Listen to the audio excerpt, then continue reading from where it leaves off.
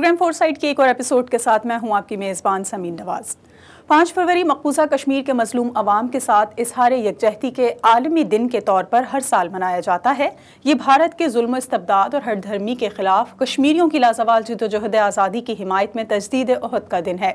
ये सिर्फ पाकिस्तान और आज़ाद कश्मीर में ही नहीं बल्कि दुनिया भर में जोश व जज्बे के साथ मनाया जाता है और आज़ादी के मतवालों मजलूम कश्मीरियों को ये पैगाम दिया जाता है कि भारत के तसल्लुत से कश्मीर को आज़ादी दिलाने में वो तन्हा नहीं हैं और हम उनके साथ हैं। 5 अगस्त 2019 को मोदी सरकार ने जम्मू और कश्मीर की मकबूजा वादी को दुनिया की सबसे बड़ी जेल में तब्दील कर दिया। 2 साल से जायद अरसा गुजरने के बावजूद 80 लाख से जायद मुसलमान की आबादी तमाम बुनियादी सहूलियात, इंसानी हुकूक से महरूम और मुहासरे की कैफियत में है।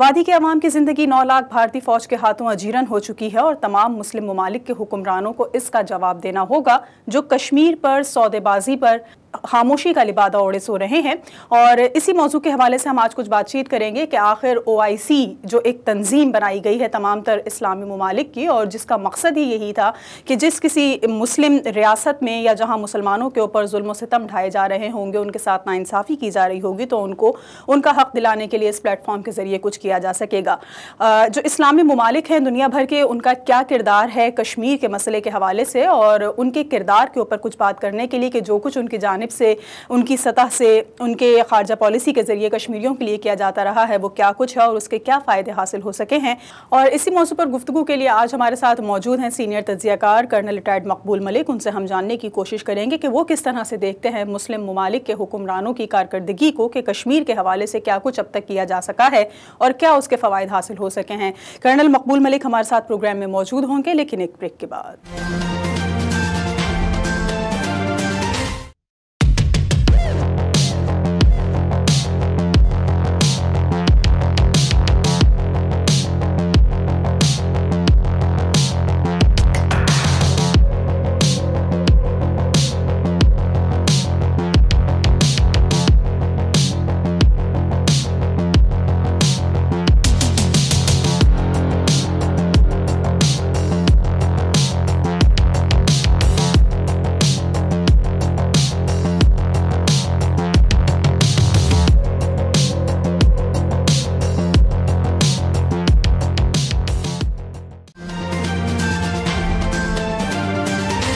वेलकम बैक नाजरीन। प्रोग्राम फोरसाइट में एक बार फिर आपको खुशामदीद कहेंगे। यौम यकजहती कश्मीर के हवाले से बातचीत कर रहे हैं। इस्लामी ममालिक का कश्मीर की आज़ादी के लिए कश्मीरियों को उनका हक़ खुद इरादियत दिलाने के लिए क्या किरदार है, इस पर गुफ्तगू का आगाज़ करेंगे। कर्नल रिटायर्ड मकबूल मलिक सीनियर तज्ज़ियाकार हमारे साथ प्रोग्राम में मौजूद हैं। बहुत शुक्रिया कर्नल साहब, आपने वक्त दिया प्रोग्राम के लिए।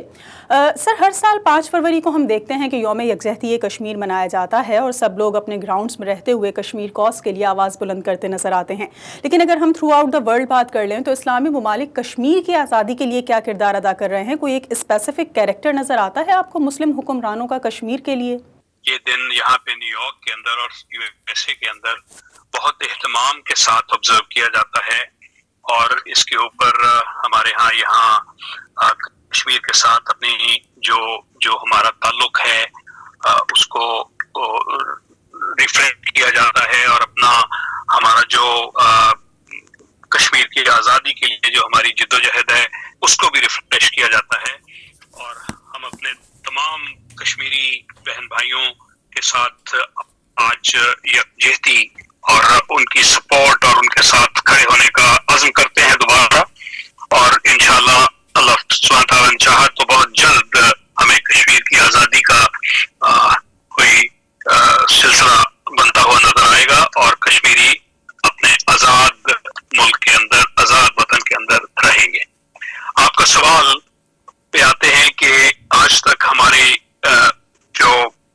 इस्लामिक कम्युनिटी है, इस्लामिक वर्ल्ड है, उसने इसके अंदर हमें कश्मीर के अंदर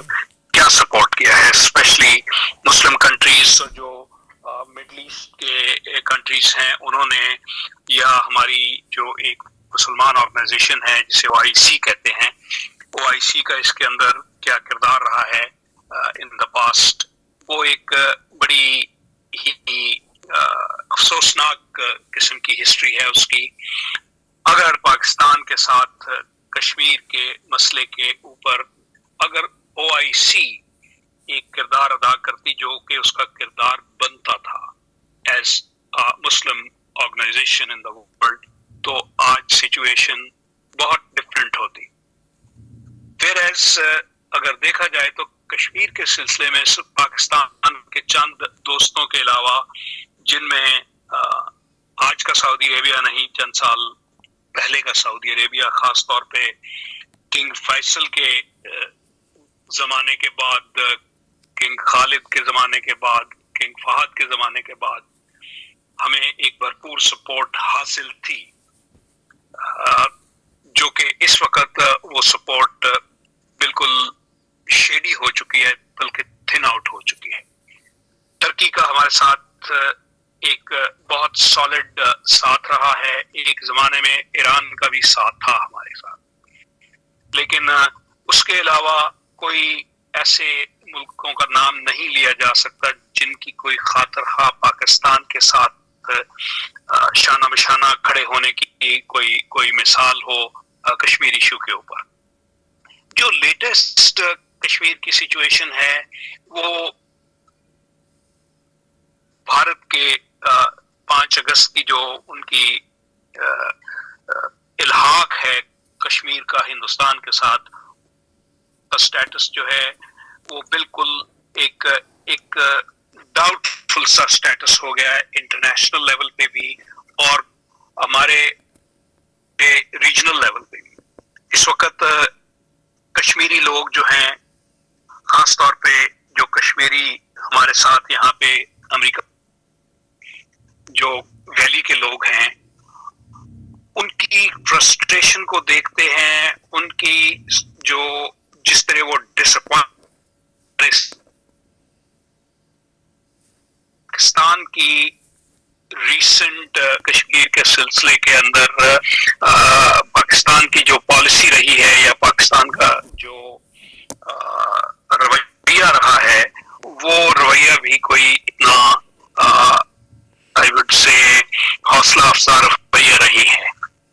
कर्नल साहब, ये बताइए कि हम पाकिस्तान की बात करते हैं और पाकिस्तान कश्मीर को अपनी शहरक भी करार देता है, तो जो पाकिस्तान की खारजा पॉलिसी में कश्मीर के हवाले से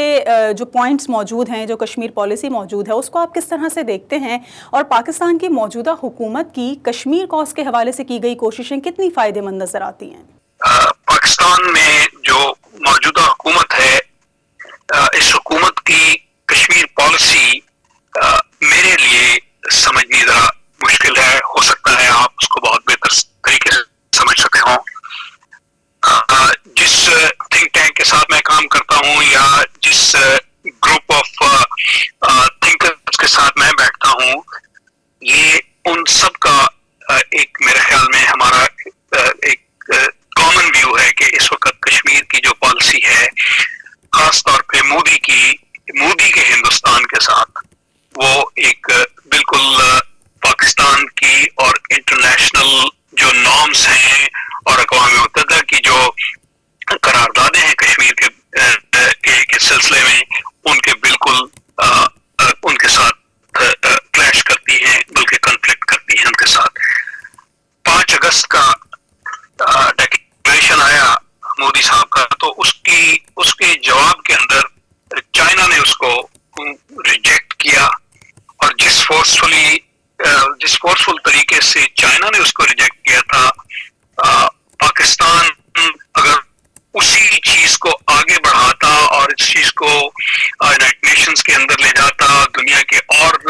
आई वुड से फोरम्स के ऊपर ले जाता, अपने डिप्लोमेसी को इसके अंदर और ज्यादा मजबूत करता, बल्कि उसको एक्टिवेट करता, तो शायद हालात कुछ और तरह के होते। यहाँ पर न्यूयॉर्क के अंदर हमने हमारी पाकिस्तानी अमेरिकन कम्युनिटी जो है वो कश्मीर के ऊपर एक बहुत फोर्सफुल और सॉलिड किस्म का एक्टिविज्म जो है वो करती है,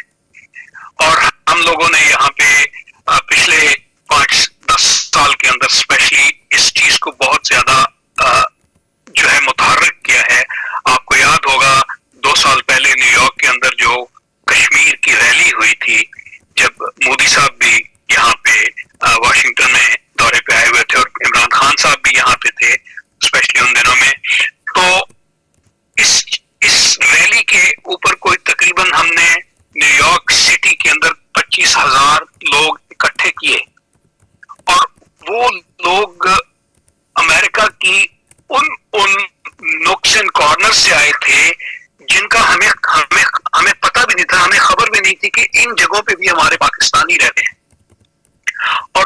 Pakistanis, Kashmiris and others.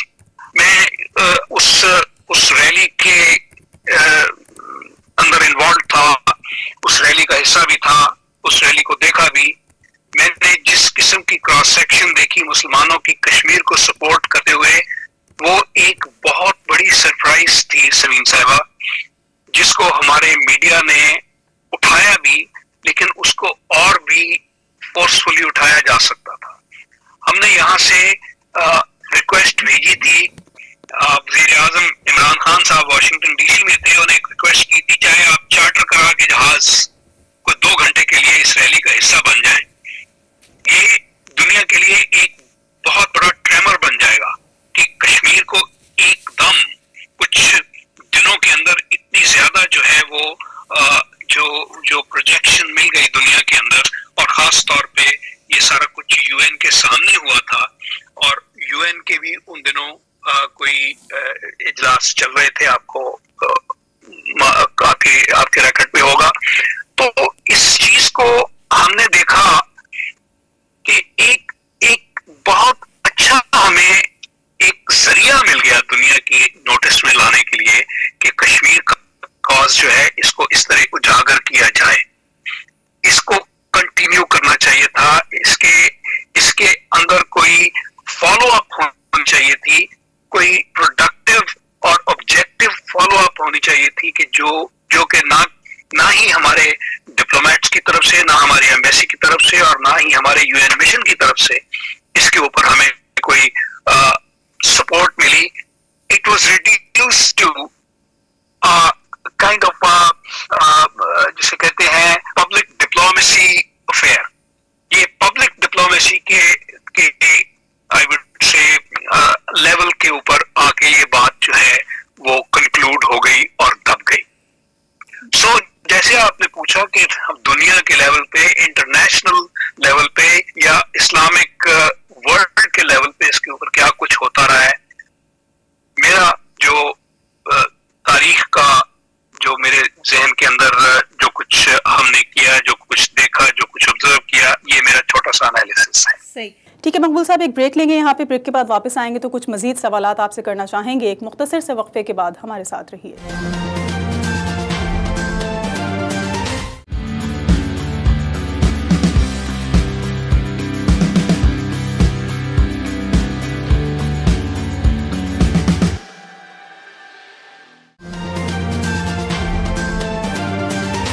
Welcome back नाज़रीन। प्रोग्राम में एक बार फिर आपको खुशामदीद कहेंगे। कर्नल रिटायर्ड मकबूल मलिक सीनियर तज्ज़ियाकार हमारे साथ प्रोग्राम में मौजूद हैं। बात हम कर रहे हैं यौम यकजहती कश्मीर के हवाले से। कर्नल साहब, जिस तरह से आपने बात की कि एक मौके पर वज़ीर आज़म इमरान खान की तरफ से कश्मीर के लिए काम किया जा सकता था और नहायत अहम वक्त था वो कि जब कश्मीर के लिए वाकई कोई स्टैंड लिया जा सकता था, क्या आपको लगता है कि पाकिस्तान इतना ताकतवर है कि वो अकेले यानी कि तनहा कश्मीर के लिए कुछ कर सकता है? बहुत अच्छा सवाल है आपका। देखिए, दुनिया के अंदर ये दुनिया एक मुख्तलिफ दुनिया है आज। यहाँ पे दुनिया अकेले नहीं चल सकती। दुनिया एक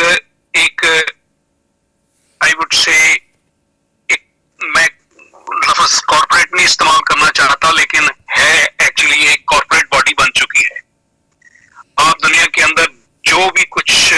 आज देखते हैं, या तो उसके अंदर जियो इकोनॉमिक इंटरेस्ट्स होते हैं या जियो पॉलिटिकल इंटरेस्ट्स होते हैं। दुनिया के जियो पॉलिटिकल और जियो इकोनॉमिक इंटरेस्ट्स के अंदर कश्मीर की स्पेस पैदा करना एक बहुत बड़ा काम है, और उसको अगर आप जियो स्ट्रेटेजिक लेवल के ऊपर लेके आते हैं तो आज दुनिया जंगों के लिए तैयार नहीं है। जो आज आप लेटेस्ट स्टैंड ऑफ देख रहे हैं between United States and Russia, या between United States and China कह लीजिए, जिस तरह की कोल्ड वॉर शुरू हो चुकी है इस वक्त, इन सारी चीजों के लेवल के ऊपर जो रीजनल इश्यूज को लाना, उस लेवल के ऊपर इनको अटेंशन दिलवाना, या उस लेवल के ऊपर इनको दुनिया के साथ नेगोशिएट करना जो है वो एक बहुत बड़ा काम है।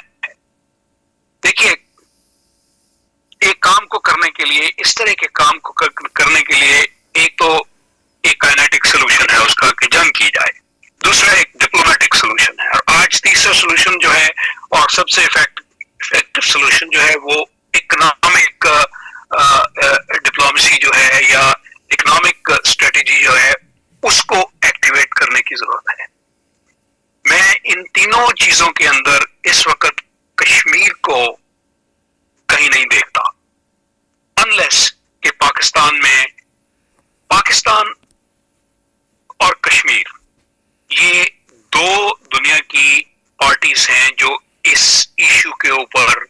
जिनके इंटरेस्ट्स हैं, जिनके आई वुड से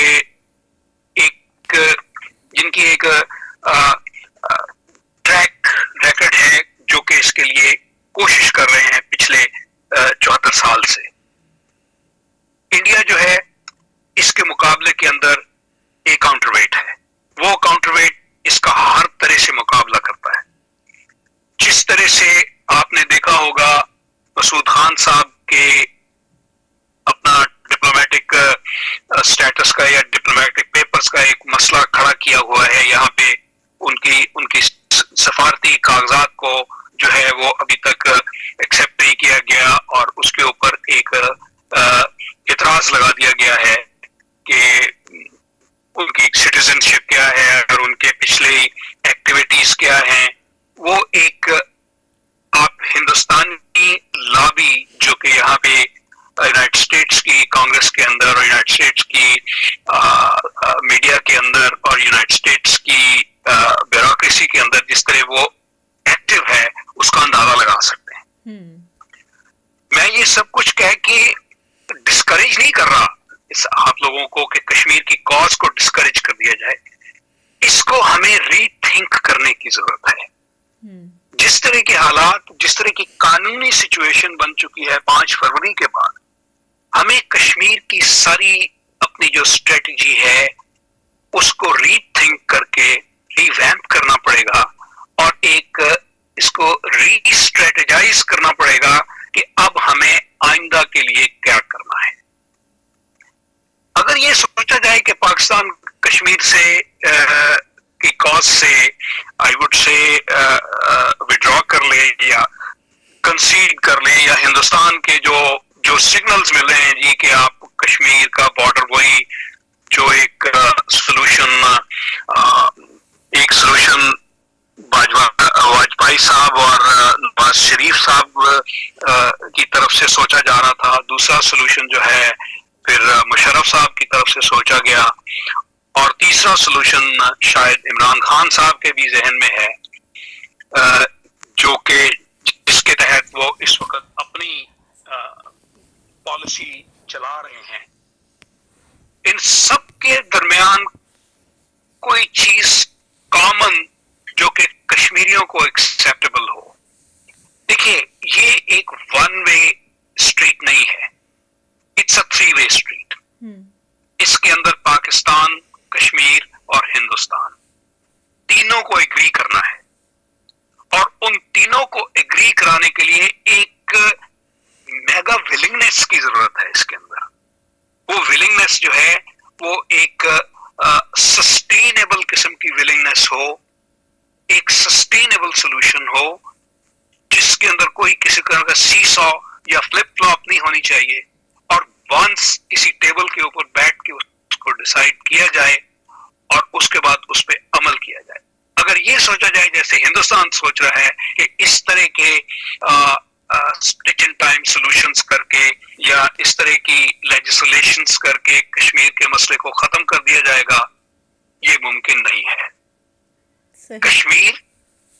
और कश्मीरियों की जो जिद्दोजहद आजादी है वो रहती दुनिया तक कायम रहेगी और उसको कायम रखना पाकिस्तान की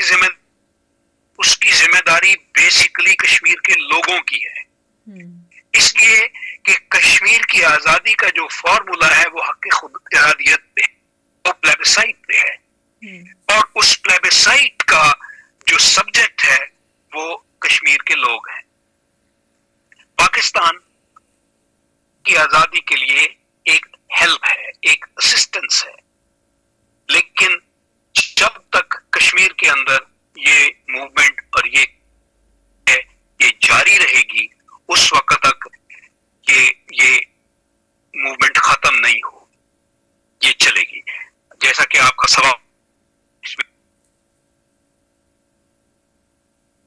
चाहिए कि इसको लाइव रखा जाए और इसके ऊपर कोई पेशरफ्त हो,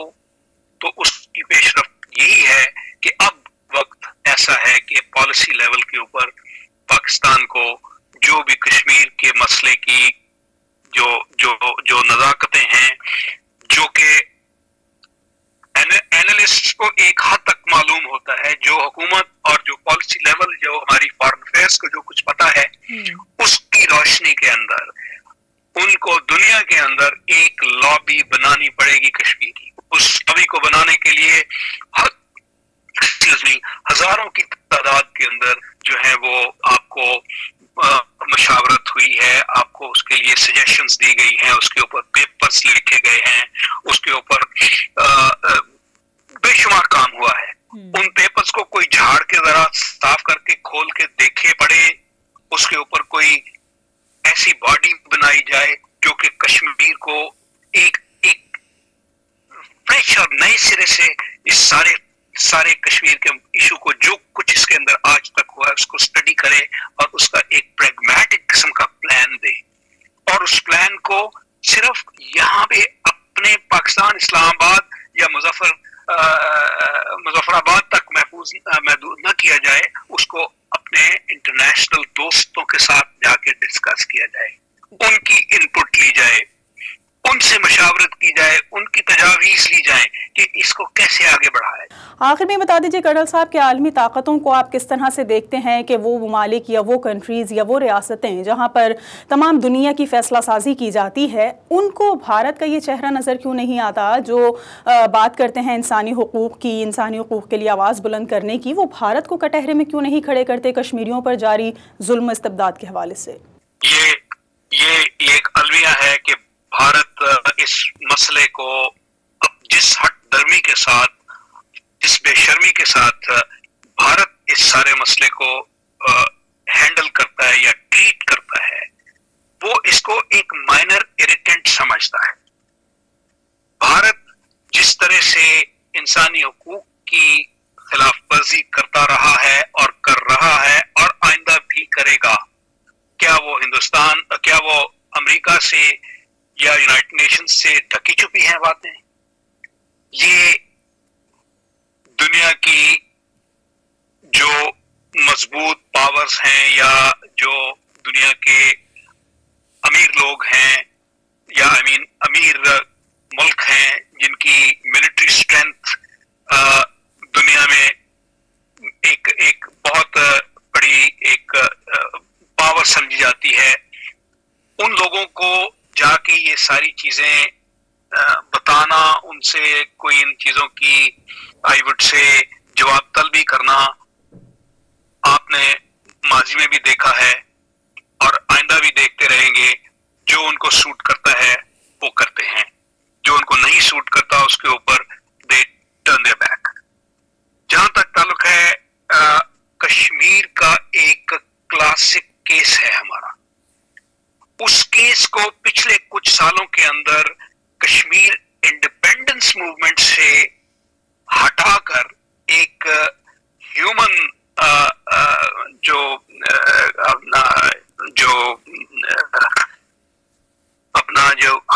इंसानी हुकूक की एक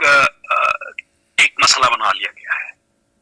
यहाँ पे पिछले दिनों में कुछ कॉन्फ्रेंसेस ऐसी हुई, कुछ ऐसी आई वुड से मीटिंग्स हुई जिसके अंदर हमें ये कहा गया कि जी आप ज्यादा जो है कश्मीर मूवमेंट का यहाँ पे जिक्र ना करें, आप ज्यादा यहाँ पे कश्मीर के अंदर भारत की इंसानी हुकूक की जो खिलाफ वर्जियां हैं उनको ज्यादा उजागर करें। तो जो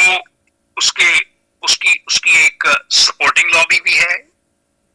लेकिन उसकी एक अपोजिंग लॉबी भी है। हम उस अपोजिंग लॉबी में से हैं जो चाहते हैं जी कि कश्मीर की जो कश्मीर केस की जो रियलिटी है उसको किसी तरह से भी बैक बर्नर पर न डालें। कश्मीर इशू जो है वो यूनाइटेड नेशंस के अंदर जब आप लेके जाते हैं तो यूनाइटेड नेशंस का आगे से जवाब जो होता है वो ह्यूमन राइट्स की जो वायलेशंस हैं वो भी होता है, लेकिन वो ड्यूली इस बात को रिकॉग्नाइज करते हैं कि it is a disputed territory और इसके सोल्यूशन तरफ, प्लेबिसाइट की तरफ यूनाइटेड नेशंस की करारदादें हैं, और उनसे किसी तरह से भी आप उन करारदादों को क्वेश्चन नहीं कर सकते। वो रिकॉर्ड पे है और those are open and active cases. लेकिन यहाँ पे ये भी एक कोशिश, जो कि जब मैं उस कोशिश को अपने पाकिस्तान की ऑर्गेनाइजेशंस की तरफ से और सम टाइम पाकिस्तान की ऑफिशियल जो आवाज है उसकी तरफ से भी देखते हैं, तो ये बात मुश्किल हो जाती है। इसकी एक और बहुत इंपॉर्टेंट आपको आई वुड से एस्पेक्ट भी मैं यहाँ पे उजागर करना चाहूंगा कि जब पब्लिक डिप्लोमेसी के अंदर हम लोग as a Pakistani American community अपने कांग्रेसमैन के साथ, अपने सेनेटर्स के साथ, या मीडिया के साथ, या अपने स्टेट डिपार्टमेंट के लोगों के साथ बातचीत करते हैं कि जी कश्मीर इशू और कश्मीर का जो इसकी प्लेबिसाइट है और यूनाइटेड नेशंस की जो करारदादें हैं, तो उनके जवाब के अंदर जो हमें आई वुड से शेड नजर आता है, उनके जवाब के अंदर जो एक पैगाम नजर आता है, वो कहते हैं जी कि भारत को आप फिलहाल अगर कोई अपना शिकायत भेजना चाहते हैं तो वो ह्यूमन राइट्स की शिकायत भेजें। जहां तक ताल्लुक है कश्मीर की आजादी का और वहां की प्लेबिसाइट का, तो वो मसले जो हैं वो यूनाइटेड नेशंस और एक दूसरे लेवल, एक डिप्लोमेटिक लेवल के वो मसाइल हैं बिटवीन पाकिस्तान एंड इंडिया। जहां तक ताल्लुक है ह्यूमन राइट्स का, वो जो यहाँ के इलेक्टेड ऑफिशियल्स हैं